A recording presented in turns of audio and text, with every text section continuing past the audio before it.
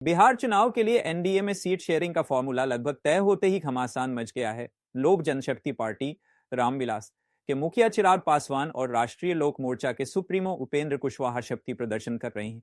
चिराग पासवान ने बिहार विधानसभा का चुनाव लड़ने से आगे बढ़ते हुए सभी 243 सीटों पर चुनाव लड़ने का ऐलान कर दिया।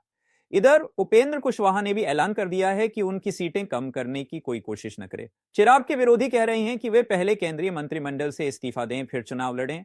बिहार विधानसभा चुनाव के पहले कल तक एनडीए में ऑल इज वेल नजर आ। सीट बंटवारे के पहले एनडीए के दो बड़े सहयोगी चिराग पासवान और उपेंद्र कुशवाहा ने शक्ति प्रदर्शन के लिए अलग अलग रैलियां की और सियासी घमासान मच गया। चिराग पासवान ने बजाबता ऐलान कर दिया कि वे बिहार विधानसभा का चुनाव लड़ेंगे और सभी 243 सीटों से चुनाव लड़ा जाएगा। चिराग पासवान ने यह ऐलान शाहबाद में नव संकल्प रैली में किया। इतना ही नहीं, अब इस नव संकल्प रैली के बाद जो पोस्टर जारी किया गया उसमें नव संकल्प के साथ साथ नव नेतृत्व भी लिखा हुआ है। इस नव नेतृत्व की बात को लेकर नया विवाद शुरू हो गया है। इधर मुजफ्फरपुर में रैली कर यह धमकी दे डाली कि उनकी सीटें कम करने की कोशिश कोई ना करे। इधर पप्पू यादव ने कहा है कि चिराग पासवान मोदी जी के हनुमान है और यह बीजेपी तय करेगी कि विधानसभा चुनाव नीतीश कुमार के नेतृत्व में लड़ा जाएगा या चिराग पासवान के नेतृत्व में। उन्होंने सवाल उठाया कि कौन चिराग के कंधे पर बंदूक रखकर चला रहा है। जन सुराज के सूत्रधार प्रशांत किशोर ने चिराग पासवान के 243 सीटों पर चुनाव लड़ने की घोषणा को लेकर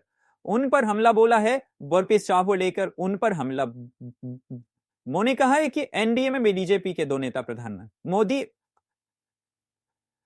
और अमित शाह जो तय करेंगे वही होगा, चाहे जो दल जितना उछलकूद कर ले। चिराग पासवान एनडीए सरकार में मंत्री हैं। क्या उन्होंने अपना पद त्याग दिया? हिंदा में बिहार चुनाव के लिए सीट शेयरिंग का फॉर्मूला लगभग तय कर लिया गया है, लेकिन चिराग और कुशवाहा के रुख को देखते हुए अब लगता है कि सीट शेयरिंग के इस फॉर्मूले का ऐलान इतना आसान नहीं होगा। तो आपको हमारा वीडियो कैसा लगा कमेंट कर बताएं और चैनल को सब्सक्राइब जरूर करें ताकि अगला वीडियो आप तक पहले पहुंचे। धन्यवाद।